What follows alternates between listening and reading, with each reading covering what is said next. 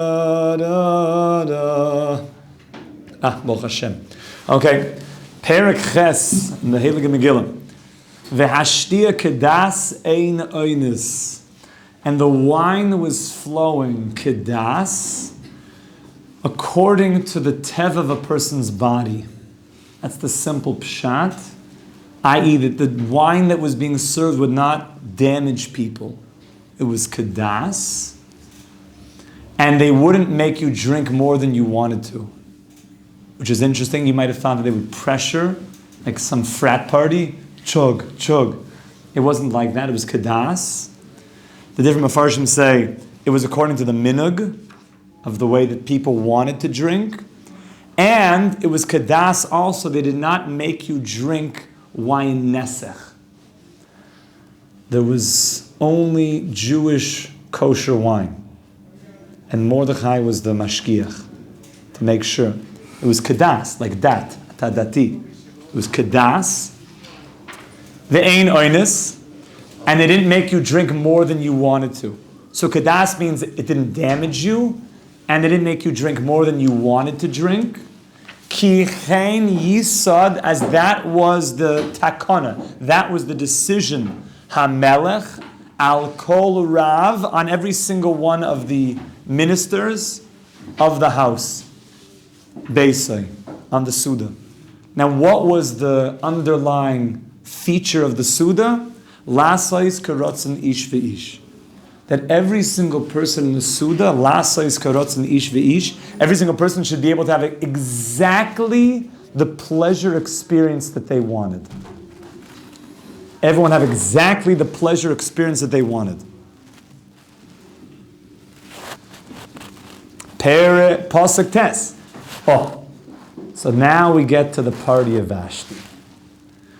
Gam Vashti amalka osa mishte noshim beis amalchus asher lemelech Achashverosh. Also Vashti made a party. Now what kind of party did Vashti make? Now it's interesting. She also made a party. Gam is an interesting word. Is a ribui. She also made a party. What kind of party? She made a party that was in... Usually you make a party in a specific place, but not in the most inner chambers of the king.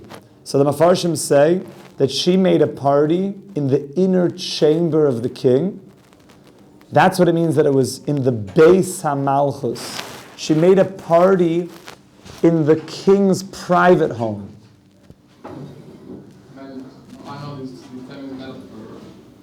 In Beis HaMalchus, she made a party in the king, in the house of the king. Meaning, the king would usually meet people in a special room that you would meet all of the dignitaries. But then there was another home that only the king went into, only Achashverosh. It shows how chashuv Vashti was, that the party that she made for the women was in the most private house of the king, only the one that the king went into. Yes, Simeon? Or does that mean that it was just smaller? So Beis Malchus means it was a smaller party, but the Gra says it was in the most private chambers, which showed her chashivas.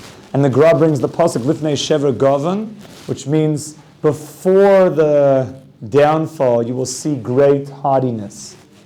Because before Vashti was going to get toppled to the ground and be killed, you see that she was in the most prestigious place in the kingdom, in the inner chambers of the king's home. The Gemara there says that she made her private party, and it was separate, because the Gemara says that she wanted to bring all the women to illicit znus. Vashti, as we know, was paritz. She herself was very much into illicit behavior. Sounds funny because she still didn't want to come downstairs. Oh, so we're going to see all the reasons why she didn't want to come downstairs, even though that she was melumad b'pritzes. Asher lamelech Achashverosh. Now, Bayoim Hashvi, and it was on the seventh day. Rashi says, according to the Gemara Shabbos, and it was also Yom Kippur. It was also Yom Kippur. The Yaris Tavash explains it was Yom Kippur Mamish. Yom Kippur. The 7th day of the feast. Ketoiv leiv hamelech beyayin. When the melech was good, his heart was good with wine. What does it mean that his heart was good with wine? He was, simply speaking, this is when he really got shikr. Until then, ad lo yada, and maybe ad b'chlal.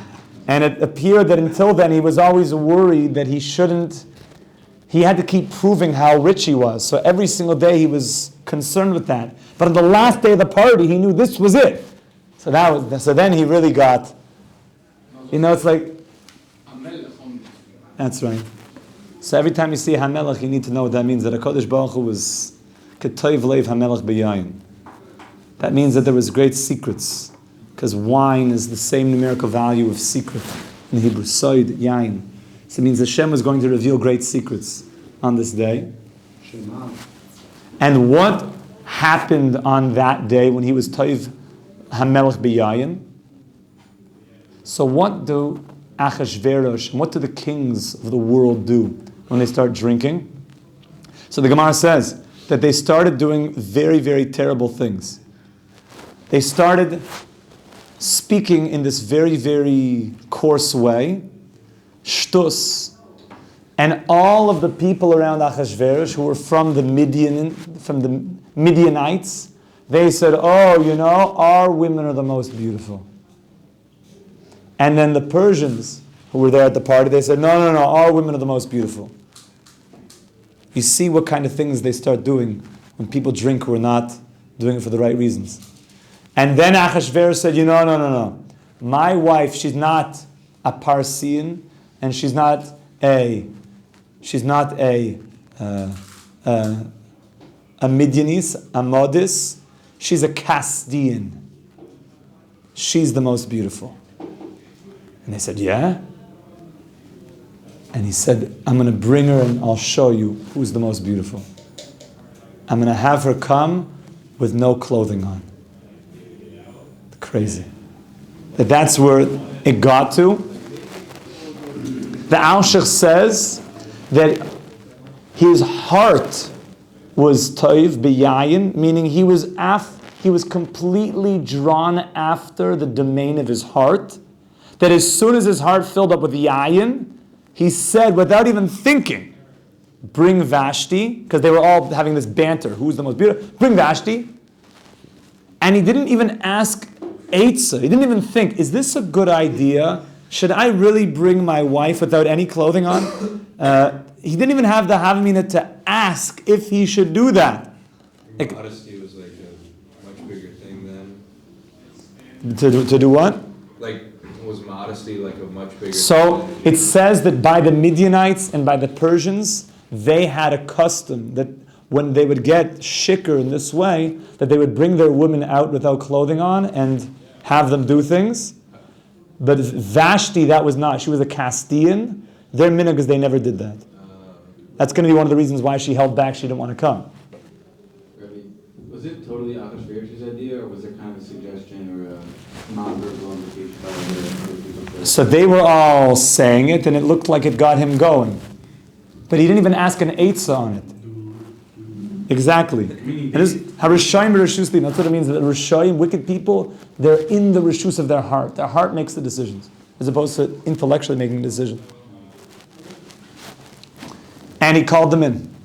And he called for her to come. So what happens? Immediately he said, Amr lemehuman, and we'll get back to these advisors. Bizasa, Charvoina, Bigsa, Vagsa, Vizesa, Vecharkas, which were the Shivas HaSarisim, Sharsim es Penei HaMelech HaChashverosh. These were the inner advisors that were always there for the king, specifically more than his other advisors. These were the ones that were always present. Now, the Megillah explains that why was she going to be called to come in without clothing? Why was Vashti being summoned? So the Megillah, the Gemara explains that b'mida she'adam moided ba moided in loy. In the same way that you judge other people, you yourself will be judged. What was the custom of Vashti? Vashti would make young Jewish girls work for her on Shabbos without wearing any clothing. Disgusting. As all a way to put them down and make them look small and ruin the faith. So exactly in that way, she was being now summoned to come in. Remember, everything that a person does in this world, the world that many people grow up in, they call it karma. We call it midah keneged midah. What a person does will come back to you. It might take time, but it always comes back. Have you used in a positive sense also? For sure. For sure. You do good, good will come back to you. That's what it means. Midah she'adam moeded ba moedin loy. If you judge other people favorably, Hashem will judge you favorably. For sure. Midah tov meruba. Certainly. You'll see it very strong.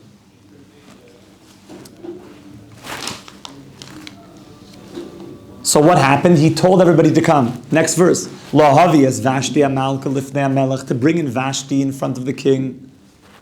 Only bekeser malchus. She should only be wearing a crown. It says S. If you notice in the pasuk, lahavi S. The Reikech says S is to include even her maidservants, to bring them all in without clothing. But Vashti would be wearing the crown. She would have the crown. Why did she have the crown on? 3 pshatim. One, that the crown is something which makes somebody extra beautiful. When somebody has jewelry on, it adds to their beauty. So that was one reason that he asked that she should have the crown. Second pshat, brought down in the Medrash, is that everybody should know that it was Vashti. If she came without the crown, then maybe people would suspect that this is just a maidservant. So if she had the crown on, then they knew that this must have been Vashti. And pshat number 3, the Alshich, the Manos HaLevi. By the way, the Manos HaLevi is Rav Shlomo Alkovitz. And he wrote a parish, the same author of L'cha Doidi, from Tzfas, the great Makubal, wrote a famous parish on Megillas Ester, which we're going to be quoting him a lot. Is that interesting pshat? Achashverosh was worried that if I bring in my wife without any clothing on, it might be a disgrace to her. And it might be a big bizayon. I guess his mind was working to some degree, according to the Asha. And therefore, people will be mavaze my wife, and they'll also make her and disgrace her because she's not wearing any clothing. But if I have her wear the crown, then the fear of the kingdom, when they see the crown, they'll see her, but they won't mavaze. They won't want to embarrass her because they'll be afraid of the crown. Okay, yeah. So, not the best svara in my opinion, but nonetheless, that was what Achashverosh was thinking at that moment, that she should have the crown. Okay. Laharais ha'amim ve'hasarim, he wanted to show off to all the people that were there, es yofya ki toives marahi, her beauty because she was exceptionally beautiful. Now there's a double language there. One, it seems to be her beauty, that she was gorgeous, not just from her own, not just from the jewelry she wears, but her herself was beautiful. And that she was beautiful, not just beautiful herself, but more beautiful than all the other women in the world. That she was the most beautiful woman in the whole world. Next pasuk. V'timahen amalka Vashti lavoi b'dvar hamelech. Vashti refused to come. Asher biyad asarisim. And what happened? V'yiktsoif hamelech me'oid. And the king got very, very angry. V'chamosoi baraboy. And he got very angry. So, a lot going on in that verse. We'll start with the end of the verse and then we'll go to the beginning. Why was he angry twice? One pshat is, he was so angry first that she didn't come. And then he was angry at himself that he put himself in this position that he made his wife come, and he realized. It's one pshat. Another pshat is he was exceptionally angry that she didn't come. And then he was exceptionally angry, that his anger became like a fire that went to go now take over the world and have his wife become killed. I mean, the first anger was just, excuse me, he didn't come. But then it grew from there to all the other things. 7 reasons why Vashti didn't come. Reason number 1. Like we already mentioned, it was not the minhag of the Castilian women to do such a thing, even though the other nations that were there at the party, there was such a minhag that when the officers would drink in such a way, they would bring out the women in this way and disgrace them and have them unclothed and dance in front of them. You see how disgusting human beings can become if left to their own accords without the Torah. It's crazy. That's reason number 1. She said, this is not my minhag. And remember, Vashti was from Belshazzar. She was the daughter of Belshazzar. She was a queen. Vashti was royal blood. That's right, of Nebuchadnezzar. Achashverosh was like a commoner. He married in, if you will. So there was there's a real bad Shalom bias thing happening, that there was a power struggle between Achashverosh and Vashti. Yes? Who said that first Pshat? The Even Ezra brings it down, the Pirkei de Eliezer brings it down. Pshat number 2. The Gemara says in Megillah, Yud Beis Amud Beis, that she was Prutza. So why wouldn't she come? And she was trying to get all the women by her to do all sorts of averas. So it would have been up her alley to come. It seems, according to the Medrash also, that she was into this. She would have been happy to come. Except there was a side reason. The Gemara says something miraculous happened. Either she grew a tail and she was embarrassed, or she became taken over with saras, some type of leprosy. And that was already not for her to come. Now, you don't see that on the surface of the story. On the surface of the story, it's not my minhag to come. But the Gemara says something miraculous was happening. And who was the one that went to deliver the tsaras and the tail? It was the Malach Gavriel. The Malach Gavriel. There's a lot of depth behind why that Malach was there. Right. Yes? Is it both the tail and the thing, or is one and the other? So it seemed like it was one or the other, but you could learn that it was both also. Third pshat, that she held that she was more choshev than him. He held, you're only the malka because you're my wife. Meaning the malka is only choshev because she's the wife of the king. And she said, no, I'm the real malka. You're a nobody. Pshat number 4, it was a pagan in her kavod that she was being asked to come with lowly officers, sarisim. She said, you're asking me to come with the sarisim? Maybe if I had a proper delegation. You just see how much taiva and gaiva and kavod. Pshat number 5, she was worried that she would get, she was worried that she would be punished, that as soon as he realizes that, she was worried also that when Achashverosh comes out of this, that he would also realize that he did an avera, and it's going to be a very, very embarrassing thing. Pshat number 6, even though she was the most beautiful woman in the world potentially, at least one of the top, she was worried that not every single person might see her as such. And as soon as even one person says, yeah, she's not as beautiful as they're making out, there's going to be some pagan. Meaning if Vashti doesn't have every single person say that she's the most beautiful, I'm not coming. And the chashash that there would be such a thing.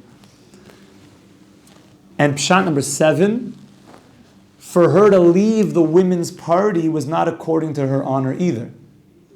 If you're running a party, and then all of a sudden, sorry ladies, I just have to leave the party to go and, show up undressed by the men. So the women are like, but you're the head of the party, like why are you leaving? It wouldn't be according to her kavod that she would have to leave the party. all those reasons, she decided she is not coming. Okay? Yes?